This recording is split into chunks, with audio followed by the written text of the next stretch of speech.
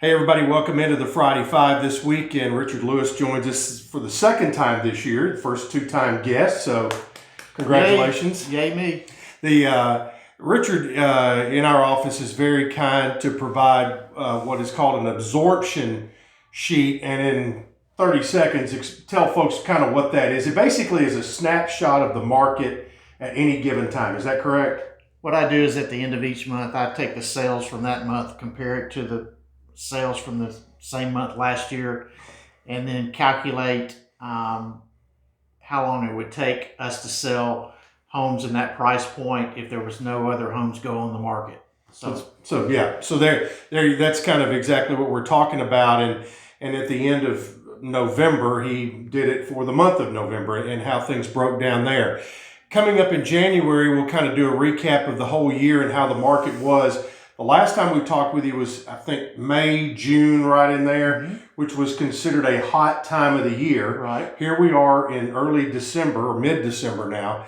And kind of give, from what you've seen in November, we're starting into the holidays. What is the state of the market right now? Actually, it's pretty active right now. Me personally, I've worked with, within the last week, I've shown 5 buyers homes that are in various price points. We have one under contract and we're negotiating on another. So it's, even for this time of year, it's a very active time. And as far as price point is concerned, still, anything 250 below or 300 and below is where the real activity is, or is that incorrect? No,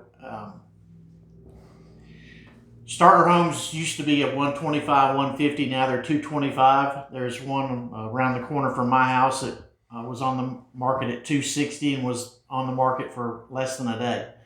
So it really just depends on location, condition, and price. But I think there's more activity under 300,000. But in the month of November, 56% of our sales was between 250 and 400.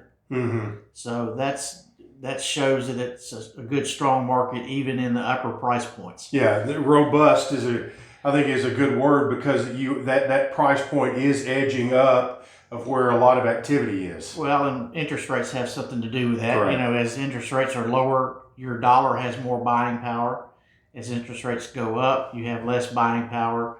So that plays a role into it also. Yep. One of the other things that I found very interesting, you told us on Tuesday in our office, was the split between existing home sales and new construction right now. It is almost dead even.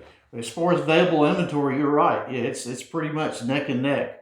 And I think we're going to continue to see, as builders bring more things online, I think we'll continue to see that moving into 2020. Yep. And as far as one of the other real interesting kind of little minutia pieces you pulled out the other day was the age of the average home sale, or the average age of the house being sold. I just found that really interesting. I thought it was very interesting myself that in 2018, the average home built was 2003 that was sold.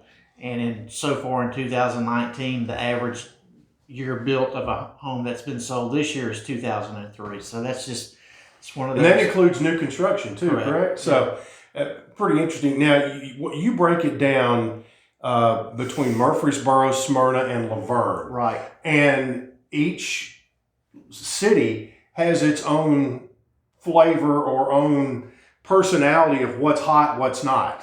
For instance, in Laverne, right now, there's not a house on the market under $150,000. Not one. Not one. I mean, well, as of Monday. Right. There may have been something to come on the market since then, but there was not a house on the market under $150,000 in Smyrna. I mean, in Laverne. There was, let's see here. There was 2 on the market here under $150,000, but both of them were listed as auctions. So if you wanted to buy something in that price point here, you'd have to go to an auction just to get a shot at 2 of them. Yeah, and that doesn't necessarily mean that that's where it's going to end up. Correct. It's just priced there. Right. And so as we kind of wrap this little segment up, I guess right now the question is, what do the numbers tell you for sellers? What does the number tell you for buyers right now? Well, I think even though it looks like we're in a seller's market, I think as a buyer, you probably have some decent negotiating power this time of year with new construction because they'd like to get that off their books and not carry it into 2020. However, today is the 12th. There's 19 calendar days left in the year, but there's only 9 business days. So unless you're a cash buyer, you're probably not going to close something in 2020 if you're just now getting it under contract.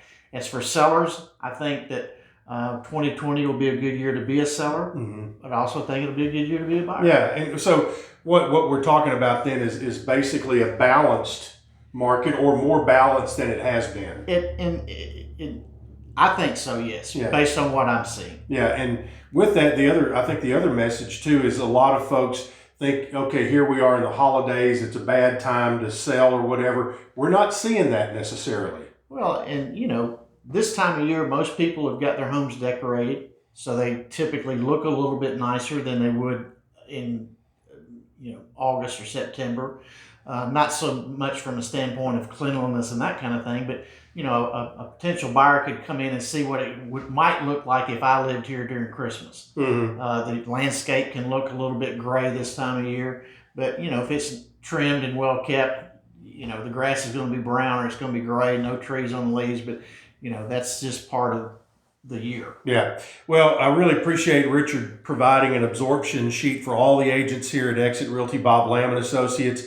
We're going to put it on my website here in the next few days, so be looking for that. If you need a good realtor in this town, Richard has a great track record. I'm building one, so you can stop by my website at choosechip.net or give me a call at 615-542-1915. All right, appreciate the time today. That's the Friday Five. Everybody have a good weekend. Merry Christmas to everyone.